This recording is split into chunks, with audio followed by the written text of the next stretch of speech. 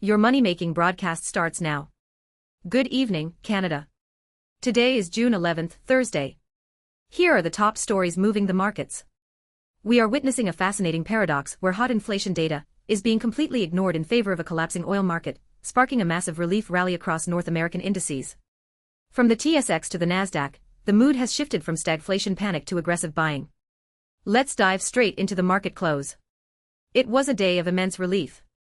The S&P 500 finished at 7,394.30, with the SPY ETF closing at $737.76, up 1.7%. The Nasdaq was the star of the show, soaring to 27,171.20, with the QQQ ETF surging 3.38%.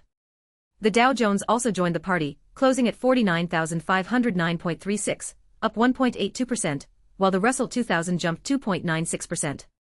The VIX, our fear gauge, collapsed 12.51% to close at 19.44, confirming that the panic is subsiding. In the commodity world, WTI crude crashed 4.01% to $86.42, which was the catalyst for everything we saw today. Gold remains strong as a hedge, with GC equals F trading around $4,237. The 10-year Treasury yield eased down to 4.46%, signaling that the bond market is not panicking about rates just yet. Big Story 1, the PPI paradox and the Canadian energy pivot. Today's Producer Price Index, or PPI, for May came in significantly hotter than expected, with a month-over-month increase of 1.1% against a forecast of 0.7%. On the surface, a year-over-year print of 6.5%, the highest since November 2022, should have sent shockwaves through the markets, especially following yesterday's CPI shock. However, the market did the exact opposite. The S&P 500 rallied 1.7%, and the Nasdaq surged 3.38%. Why? The answer lies in the composition of that inflation. A staggering 80% of the PPI advance was driven by a 10.7% jump in final demand energy, with gasoline alone contributing a massive 23.4%. For Canadian investors, this is the critical pivot. The market has correctly identified that this inflation is supply-side and energy-driven, not demand-driven. When WTI crude collapsed by 4.01% today to $86.42, the inflation threat was effectively neutralized in the eyes of traders.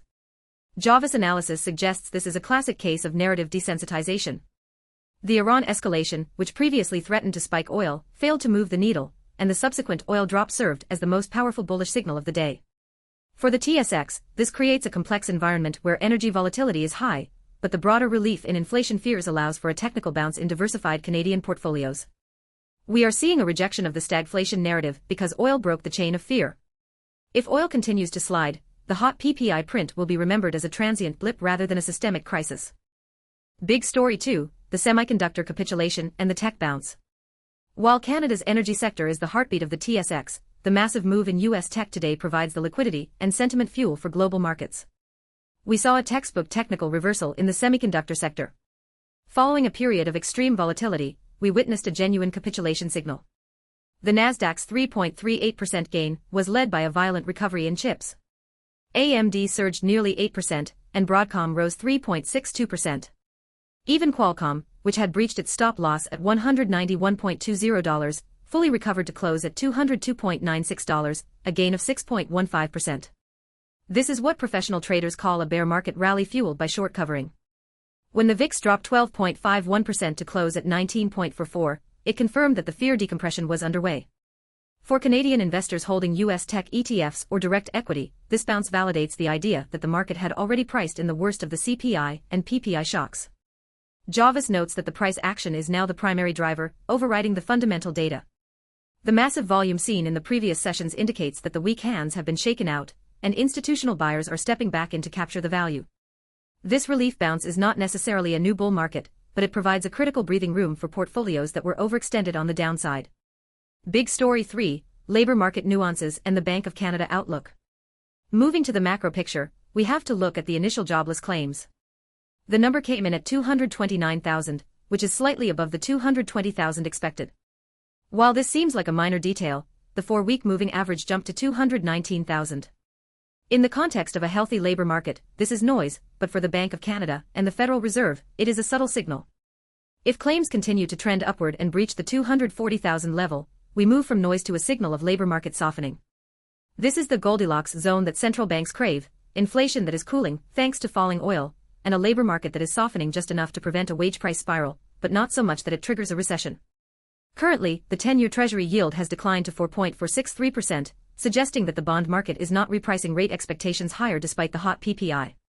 For the Canadian dollar, this volatility in oil and the shifting rate expectations create a tug of war. However, the overall sentiment is shifting toward a transitory interpretation of the recent inflation spikes. The market is essentially betting that the Bank of Canada will have more room to maneuver if energy prices stabilize or decline further, providing a tailwind for Canadian REITs and dividend-paying stocks that are sensitive to interest rate fluctuations. Now, let's look at what this means for Canadian portfolios specifically. The TSX has a unique composition that benefits from today's paradox in multiple ways. First, the energy sector. While WTI crashing 4% to 6.42 hurts oil producers like Suncor and Canadian Natural Resources in the short term, the broader disinflation narrative actually benefits the TSX heavy weighting in financials and materials. When the market stops panicking about stagflation, Canadian bank stocks like Royal Bank and Toronto Dominion tend to rally as rate cut expectations return. Second, the gold story remains intact with GC futures at $237. As long as geopolitical uncertainty persists around Iran and the Middle East, gold will maintain its bid, benefiting Canadian gold miners like Kinross and Barrick. Third, the Canadian dollar typically strengthens when oil stabilizes and risk appetite returns. This is a tailwind for Canadian investors holding U.S. equities, as your purchasing power increases.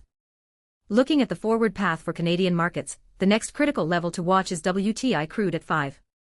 If oil breaks below 5, the TSX energy heavyweights will face further pressure, but the broader market will celebrate the disinflation signal. This is the PPI paradox playing out at the sector level. What hurts one part of the TSX helps another. The Bank of Canada now has more room to maneuver. If inflation expectations moderate due to falling energy prices, the BOC can consider rate cuts later this year, which would be a powerful catalyst for Canadian housing stocks and consumer discretionary names. For cash-heavy Canadian investors, this is the time to watch for entry points in high-quality TSX dividend payers like Enbridge and TELUS, but not to deploy capital aggressively until VIX falls below 17 and oil establishes a stable floor. One more point for Canadian investors to consider: the initial jobless claims came in at 229,000, slightly above the 220,000 forecast. The 4-week moving average jumped from 215,000 to 219,000. This trend, while not alarming yet, is exactly the kind of labor market softening signal that ultimately drives rate cuts. For Canadian investors with U.S. exposure, this means the Fed may have the cover to ease policy later this year if the softening continues, but only if inflation cooperates. The next critical data point is next week's jobless claims. If they breach 240,000, the signal shifts from noise to signal, and we could see a more aggressive pivot toward rate cut pricing. To recap today's session, we saw a complete rejection of the stagflation narrative as crashing oil prices overpowered a hot PPI print, leading to a massive relief rally in both the TSX and U.S. indices. The VIX decompression and the semiconductor bounce suggest a short-term bottom may be forming, though we remain cautious with a high cash position. Looking at our top picks for the current regime, the world's leading innovative fund manager, Cathie Wood, would choose Palantir, PLTR, at $25.40. The rationale here is the aggressive recovery in the AI-driven tech sector, and the stock's ability to capitalize on government contracts, providing a growth-oriented play as sentiment improves.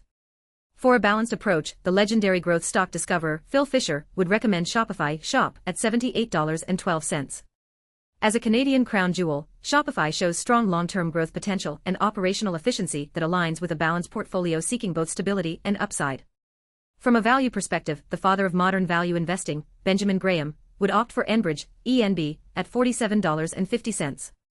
This is a safe-type pick focused on the safety margin provided by a massive dividend yield, an essential infrastructure, acting as a hedge against volatility in the energy sector. Finally, for a low-cost, high-potential play, the legendary Wall Street manager, Peter Lynch, would choose Kinross Gold, KGC, at $9.15. With gold prices climbing to $4,237 as a risk-off hedge, this stock offers a low entry point with significant leverage to the precious metals rally, fitting a tactical, low-cost strategy. For Canadian investors, the final read-through is slightly different because portfolio risk is split across U.S. growth, domestic banks, energy, materials, and the Canadian dollar. A strong U.S. tape can help sentiment in Toronto, but it does not automatically mean every TSX sector should be bought at the open. The better approach is to separate global momentum from Canada-specific cash flow and dividend quality. For defensive accounts, banks, pipelines, utilities, and high-quality dividend names deserve attention only when the yield is supported by earnings, not just by a falling share price. For balanced portfolios, a mix of U.S. index leadership and Canadian income exposure can reduce the risk of depending on one macro outcome. For growth-oriented viewers, the highest quality opportunities are still the companies where revenue is accelerating, margins are stable, and management guidance is not relying on perfect interest rate conditions. For lower-priced ideas, liquidity and debt levels matter more than the headline price. The Canadian dollar also matters. If U.S. yields move higher and the dollar strengthens, Canadian investors with U.S. holdings may see currency effects cushion part of the move, while domestic rate-sensitive sectors can trade more carefully. If yields ease, dividend and housing-linked names may get more breathing room. That is why tomorrow's plan should be rules-based, confirm sector breadth on the TSX, compare energy and financial leadership, and avoid adding risk until price action supports the story. One final discipline point for Canadian viewers: compare the TSX Open with U.S. futures, crude prices, and the Canadian dollar before committing new capital. When those signals agree, position sizing can be more confident. When they split, protect cash and wait for the first clean confirmation. That keeps the plan flexible, measurable, and tied to evidence instead of emotion. And repeatable. Subscribe for daily Canadian market insights. We break down the data so you don't have to. Check our shorts for a 60-second highlight. That's all for today. We all become wealthy together.